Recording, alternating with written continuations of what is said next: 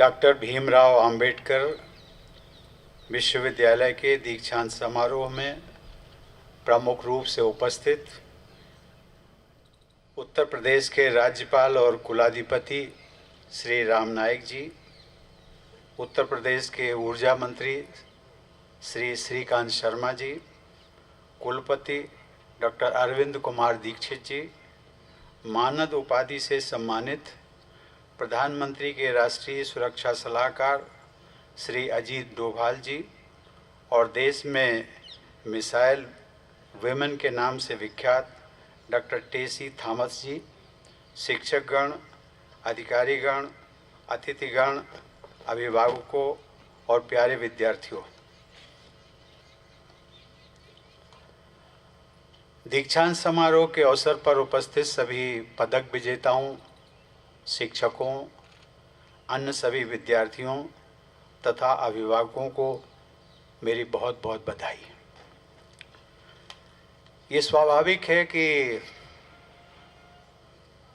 राष्ट्रपति होने के नाते मेरे लिए हर प्रदेश उतना ही महत्व रखता है जितना अपना प्रदेश, लेकिन फिर भी अपने प्रदेश में आना, किसी कार्यक्रम में शामिल होना और वो भी अपनी मातृभूमि वाला प्रदेश कितना सुखद हो सकता है, इसकी मैं कल्पना आज यहाँ आप सबके सामने कर रहा हूँ। ये सच है कि जिसका उल्लेख किया, मैं भी इस विश्वविद्यालय से मुझे स्नातक की डिग्री प्राप्त हुई थी। उस समय मैं कानपुर स्थित डीएवी कॉलेज में था। ये वर्ष 1967 की बात है, जब मैंने बीकॉम पास किया था। उस समय इस विश्वविद्यालय का नाम आगरा विश्वविद्यालय था। उसके पश्चात कानपुर विश्वविद्यालय अलग हो गया। जब मैंने लॉ पास किया तो मुझे लॉ की डिग्री जो है वो कानपुर विश्वविद्यालय से मिली। लेकिन यहाँ आने से पूर्व मैंने राज्यपाल महोदय से ये तथ्य साझा किया था। उनको भी लगा कि नहीं, मैं इसका उल्लेख करूँगा, लेकिन ये बात स्वाभाविक है। अपने विश्वविद्यालय में आना और वो सब पुराने जो स्मृतियाँ थीं वो बिल्कुल तरोताज़ा हो गई कि जब ये लगता था कि कानपुर से डिग्री प्राप्त करने के लिए आपको आगरा जाना है। आगरा आए, डिग्री हासिल की। लेकिन वो कुछ स्मृतियां हैं जिनको मैं आप सबके साथ साझा कर रहा हूं, सुखद स्मृतियां। भारत के इतिहास और विश्व पर्यटन में अपनी खास पहचान रखने वाले इस आगरा शहर में आकर मुझे बहुत प्रसन्नता हो रही है। देश के युवाओं के भविष्य से जुड़ा हुआ होने के कारण आज का ये समारोह बहुत ही महत्वपूर्ण है। जैसा कि अजीत डोभाल जी ने उल्लेख किया, ये बात सच है कि हम लोग सेवा करते हुए, सामाजिक क्षेत्र हो या सार्वजनिक जीवन हो, काम करते करते काफ़ी आगे निकले हैं। लेकिन अभी जो आप सबकी पीढ़ी है, नवयुवकों की पीढ़ी है, नवयुवतियों की पीढ़ी है, आप सबको इस देश के लिए बहुत कुछ करना है और बहुत संभावनाएं हैं, अपार संभावनाएं।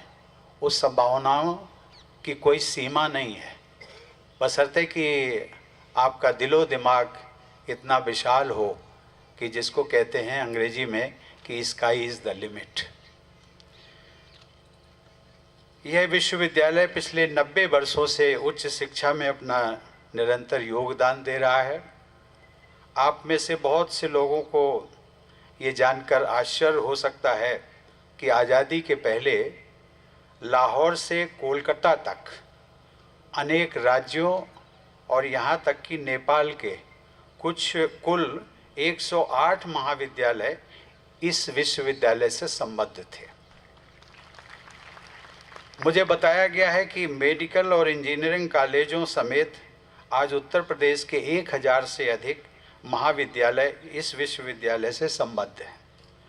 इन सभी महाविद्यालयों में लगभग 7 लाख से भी अधिक विद्यार्थी शिक्षा प्राप्त कर रहे हैं।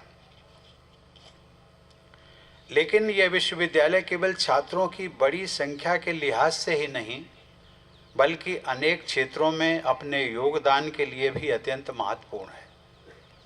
यहाँ के छात्रों ने राष्ट्र और समाज के निर्माण में अपनी अविस्मरणीय भूमिका निभाई है। एकात्म मानववाद का महान दर्शन और अंत्योदय का न्यायपूर्ण आदर्श देने वाले पंडित दीनदयाल उपाध्याय इसी विश्वविद्यालय के छात्र रहे थे। पूर्व राष्ट्रपति डॉक्टर शंकर दयाल शर्मा ने भी इसी विश्वविद्यालय में अध्ययन किया था। इस विश्वविद्यालय ने भारत रत्न श्री अटल बिहारी वाजपेयी और चौधरी चरण सिंह के रूप में हमारे देश को 2 प्रधानमंत्री दिए हैं। आज़ाद हिंद फौज के सिपाहियों का मुकदमा लड़ने के लिए प्रसिद्ध तेज बहादुर सप्रू से लेकर ओलंपिक स्तर के हॉकी खिलाड़ी श्री जगबीर सिंह तक इस विश्वविद्यालय के भूतपूर्व छात्रों ने विभिन्न क्षेत्रों में अपना विशेष योगदान दिया है। मंच पर आसीन जिनका मैं अभी उल्लेख कर रहा था, श्री अजीत डोभाल जी भी इसी विश्वविद्यालय के छात्र रह चुके हैं। देश की सुरक्षा के लिए उनके योगदान के बारे में सभी लोग जानते हैं। इस प्रकार यहाँ के विद्यार्थियों की एक प्रभावशाली और लंबी सूची है, जिसमें से कुछ का ही मैंने उल्लेख किया है। मुझे भी, जैसा मैंने अभी आपके समक्ष निवेदन किया था, इसी विश्वविद्यालय से संबद्ध कानपुर स्थित डीएवी कॉलेज से स्नातक की डिग्री प्राप्त होने का सौभाग्य मिला। मुझे लगता है कि इस देश में केवल यही एक ऐसा विश्वविद्यालय है जहाँ के विद्यार्थियों में से 2 राष्ट्रपति, 2 प्रधानमंत्री और कई राज्यपाल और मुख्यमंत्री हुए हैं। मुझे विश्वास है कि भूतपूर्व छात्रों की यह प्रभावशाली परंपरा आपको विभिन्न क्षेत्रों में लगातार आगे बढ़ने की प्रेरणा देती रहेगी। अलग अलग क्षेत्रों में अपनी विशेष पहचान बनाने वाले सभी भूतपूर्व छात्रों में आपको एक खासियत देखने को जरूर मिलेगी। उन सभी में अपनी क्षमता का विकास करने के साथ साथ देश और समाज के लिए कुछ न कुछ करने का जज्बा रहा है। यही जज्बा आज मानद उपाधि से सम्मानित डॉक्टर टेसी थॉमस में भी है, जो डीआरडीओ में पहली महिला मिशन डायरेक्टर के रूप में देश की सुरक्षा को अपना विशेष योगदान दे रही हैं। अपनी योग्यता को समाज और राष्ट्र के हित में लगाने का जो आदर्श डॉक्टर भीमराव अंबेडकर ने प्रस्तुत किया है, वो सभी के लिए अनुकरणीय है। मैं समझता हूँ कि सन 1995 में इस विश्वविद्यालय को डॉक्टर भीमराव अंबेडकर विश्वविद्यालय का नाम देने के पीछे आधुनिक भारत के निर्माण में उनके महान योगदान को मान्यता देने की सोच रही होगी। एक असाधारण विद्यार्थी के रूप में डॉक्टर अंबेडकर की चर्चा करना यहाँ प्रासंगिक है। कहा जा सकता है कि वे अपने समय के सर्वश्रेष्ठ विद्यार्थियों में से एक थे। अमेरिका की कोलंबिया यूनिवर्सिटी का स्वर्ण युग कहे जाने वाले समय में वहाँ पढ़ाई करते हुए डॉक्टर अंबेडकर ने विद्यार्थी के रूप में अपनी अमिट छाप छोड़ी थी।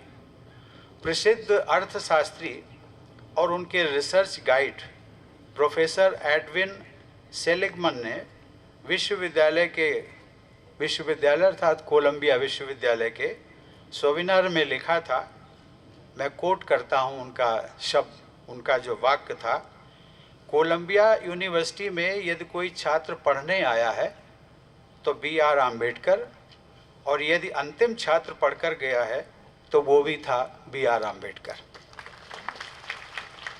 मैं आशा करता हूं कि इस विश्वविद्यालय के छात्र डॉक्टर आम्बेडकर से प्रेरणा लेंगे और अपने लक्ष्यों की ओर सदैव बढ़ते रहेंगे। डॉक्टर आम्बेडकर ने अलग अलग गंभीर विषयों पर थीसिस लिखी थी। उन सभी की व्यापक सराहना हुई थी।